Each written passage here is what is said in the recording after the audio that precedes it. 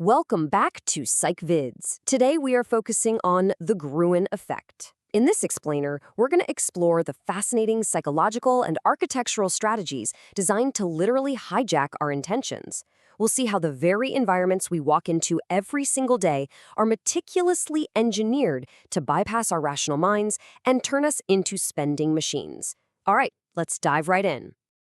You know the feeling. You run to the supermarket for just a carton of milk, and somehow you leave with a cart absolutely full of stuff. Or maybe you pop into IKEA for a basic kitchen spatula, and then 90 minutes later, you're standing in the checkout line holding scented candles, a potted plant, and a storage box you didn't even know existed. That lost focus, that sudden shift from a purposeful shopper to an aimless wanderer, well, that's no accident. It's actually a highly calculated architectural strategy, and it's working exactly as designed to lower your cognitive defenses. Which brings us to Section 1, the impulse buy trap. So, we really need to unravel the core mystery here. Why do perfectly rational, budget-conscious shoppers suddenly turn into highly suggestible impulse buyers the second they step through a store's automatic doors? It all comes down to the Gruen Effect, which is sometimes called the Gruen transfer. Basically, this happens when a deliberately disorienting retail space, whether that's a mega mall, a big box retailer, or just your local supermarket, causes you to lose track of your original intent. You shift into this passive mode of impulsive exploratory buying. These spaces are meticulously engineered to scramble your sense of direction and your perception of time. It creates a sort of hyper-reality that feels incredibly safe and exciting, but it entirely disconnects you from your initial goal. Moving on to Section 2.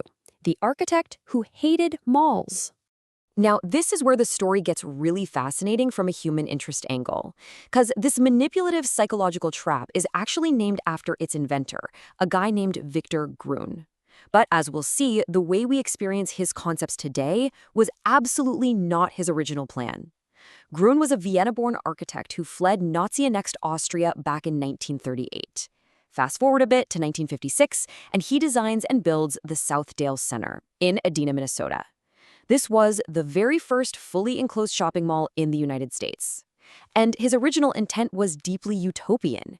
He really wanted to recreate the highly walkable European-style town square or piazza.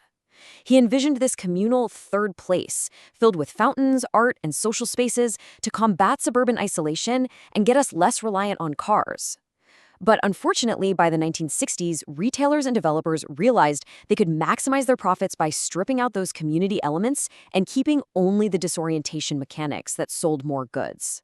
His utopian vision was entirely lost, and by the 1970s, Gruen had completely disowned his own creation. In fact, Gruen, tragically and ironically, ended up denouncing American malls as gigantic shopping machines. He openly criticized the land-wasting seas of parking and the pure, hyper-commercialized money traps that his walkable community hubs had morphed into. It's just a profound irony, right?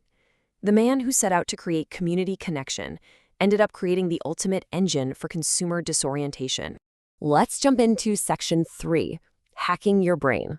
Let's look under the hood and dive into the psychological mechanics of how this actually works. We need to see exactly how these environments effectively sabotage our willpower and basically force us to buy things we never intended to purchase.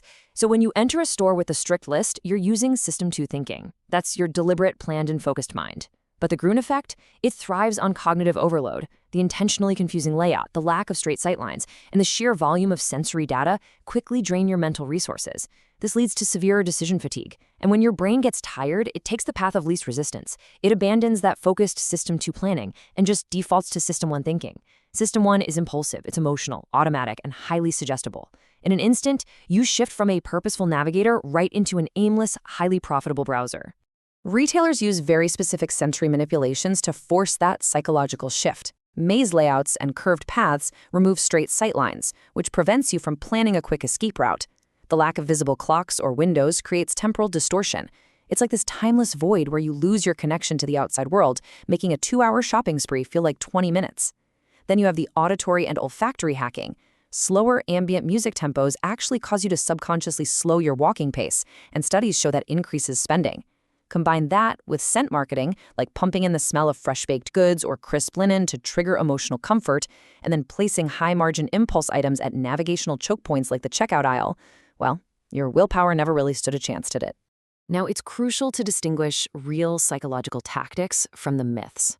We see these exact same principles applied heavily outside of retail too, especially in casinos.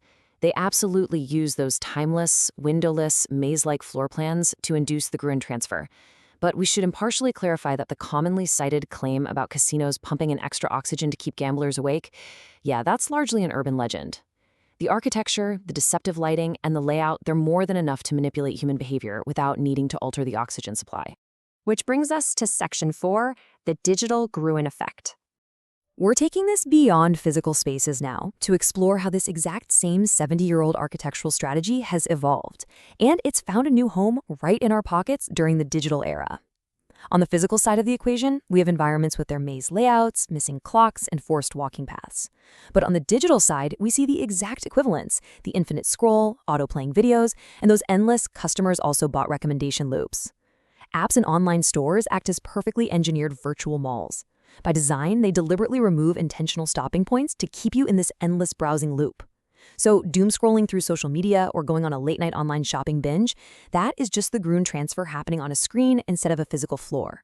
It's the exact same psychological target of attention hijacking. But you're not powerless here. Let's move to Section 5, how to fight back. Let's shift our focus to empowerment. Now that you can clearly see the architecture of impulse buying, we can outline exactly how to reclaim our agency from these manipulative designs. Here is a sequential defense strategy for you.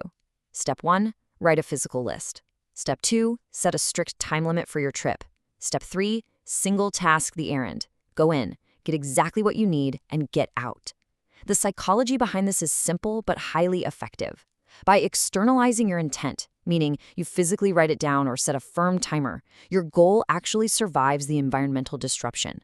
You're giving your system two-brain an anchor to hold on to when that cognitive overload hits. And for the digital world, Step 4 is crucial. Use app timers or switch your phone to grayscale mode. That kills the sensory overload that traps you in the scroll. As we wrap up this explainer, I want to leave you with a final provocative thought. Next time you walk into a store, just pause for a moment and ask yourself, what was I here for and what just happened? Awareness really is your best defense against the architecture of impulse buying. Once you see the spatial and temporal tricks playing out around you, you can reclaim your focus and shop with true intention. Subscribe so you don't miss an episode.